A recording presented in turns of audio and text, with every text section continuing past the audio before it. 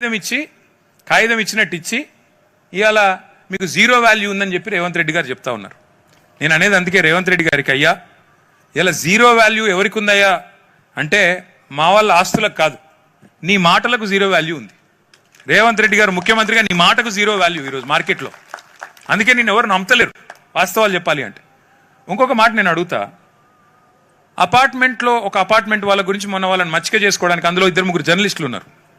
వాళ్ళని కాకబట్టి వాళ్ళని బుట్టలు వేసుకోవడానికి ముఖ్యమంత్రి గారు పాపం చాలా అష్టకష్టాలు పడి, మీరు జర్నలిస్టులు ఏమనుకోకురు పోయి ఏమంటాడు, ఆ అపార్ట్మెంట్ వాళ్ళకి నేను మాటిస్తున్నా, పక్కకే 7 ఎకరాలు కొనిస్తా, మీకు అందులోనే ఇంకా బెహతరీన్ కట్టిస్తా అంటుండు. చాలా ఆశ్చర్యం అనిపించింది నాకు. మరి మిగతా వాళ్ళ సంగతి ఏంది? హనుమాన్ నగర్ వాళ్ళ సంగతి ఏంది? హిమాయత్ సాగర్ వాళ్ళ సంగతి ఏంది? వీళ్ళకు కూడా జాగాలకు బదులు జాగిస్తావా? పక్కకే ఇస్తావా? సరిపడా జాగాకు బదులు జాగా ఇవ్వాలి కదా. ఒకరికి ఇస్తే అందరికి ఇవ్వాలి కదా. మరి అపార్ట్మెంట్ వాళ్ళని ఒక తిరిగా, బస్తీలను ఒక తిరిగా చూడొద్దు కదా. ప్రభుత్వం అన్నాక అందరు ఒకటే కదా, అందరికి ఓట్లు ఉన్నాయి. మీరైనా ఓటెత్తారు, అంబానీకి ఒకటే ఓటు, మనకు ఒకటే ఓటు.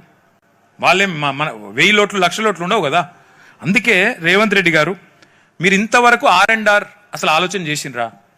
రిలీఫ్ అండ్ రీహాబిలిటేషన్ ఆలోచన చేసిండ్రా? 2013 చట్టం ప్రకారం, భూసేకరణ చట్టం ప్రకారం నిర్వాసితులకు ఎంత ఇవ్వాలి కాంపెన్సేషన్, కనీసం మీకు అవగాహన ఉందా మీ ప్రభుత్వానికి? ఉత్త TDRలు ఇచ్చి చేలు దులుపుకుంటే అయిపోతుంది అనుకుంటున్నారా? ఎవరు ఎంత కోల్పోతున్నారు, ఎవరికి ఎంత పరిహారం ఇవ్వాలి అనేది చట్టం ఉంది. నా ఇష్టానుసారంగా నేను చేస్తాను అనుకుంటే కుదరదు. మేము కాళేశ్వరం కట్టినాం, కడితే ప్రజలను ఒప్పించి మెప్పించి కొన్ని చోట్ల నిరసనలు వ్యక్తమైన చివరికి వాళ్ళకి నష్టపరిహారం ఇచ్చిన తర్వాతనే మళ్ళీ ప్రాజెక్ట్ పూర్తి చేయడం జరిగింది. అభివృద్ధికి మేము వ్యతిరేకం కాదు, అసలే కాదు. కానీ ఈ దోపిడీకి, నీ భూ దోపిడీకి, నీ భూ దాహానికి, మూసీ వెనకాల మూసీ తీరంలో నువ్వేదైతే భూముల మీద కన్నేసి ఇవాళ చేప పేరు చెప్పి చెరువు మొత్తం ఆక్రమించే ప్రయత్నం చేస్తున్నావో దానికి మాత్రం బరాబర్ మేము వ్యతిరేకం, అందులో అనుమానం